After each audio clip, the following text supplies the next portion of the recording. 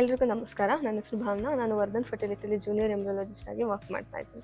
So ಇವತ್ತಿನ topic ಬಂದುಬಿಟ್ಟು egg pickup ಆದಮೇಲೆ, ಅಂದರೆ ಮೊಟ್ಟೆನ ಆಚೆ ತೆಗೆದಾದ್ಮೇಲೆ ಸೊ ಅದರಲ್ಲಿ ನಾವು ಕ್ವಾಲಿಟಿನ ಹೇಗೆ ನೋಡ್ತೀವಿ, ಹೇಗೆ ಚೆಕ್ ಮಾಡ್ತೀವಿ, ಮತ್ತು ಯಾವ ಥರ ಮೊಟ್ಟೆಗೆ ನಾವು ಸ್ಪರ್ಮ್ನ ಇಂಜೆಕ್ಟ್ ಮಾಡಬೇಕು ಅಂತ ಹೇಳಿಬಿಟ್ಟು ಇವತ್ತು ನೋಡೋಣ. ಸೊ ಎಗ್ ತೆಗೆದು ಆದಮೇಲೆ ನಾವು ಒಂದು 2 hours ಆದಮೇಲೆ ಎಗ್ಗನ್ನು ನಾವು ರೆಡಿ ಮಾಡ್ಕೋಬೇಕಾಗಿರುತ್ತೆ.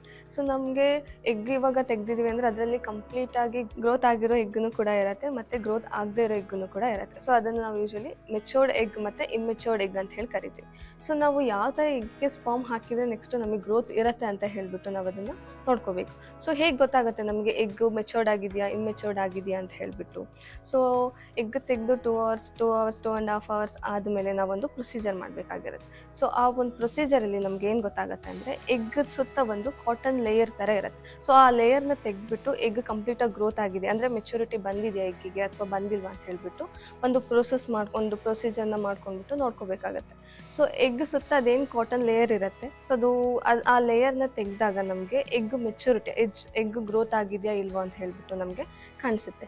ಸೊ ಈ ಥರ ನೋಡ್ಕೊಂಡ್ಬಿಟ್ಟು ನಾವು ಅದರಲ್ಲಿ ಗ್ರೋತ್ ಆಗಿರೋ ಎಗ್ಗನ್ನು ಸಪ್ರೇಟ್ ಮಾಡಿಕೊಂಡು, ಸೊ ಆ ಒಂದು ಎಗ್ಗಿಗೆ ಏನು ಕಂಪ್ಲೀಟಾಗಿ ಮೆಚೋರ್ಡ್ ಆಗಿರುತ್ತೆ ಎಗ್ಗು, ಆ ಎಗ್ಗಿಗೆ ನಾವು ಸ್ಪರ್ಮ್ ಹಾಕಿದರೆ ನಮಗೆ ನೆಕ್ಸ್ಟ್ ಗ್ರೋತು ಕಾಣಿಸುತ್ತೆ.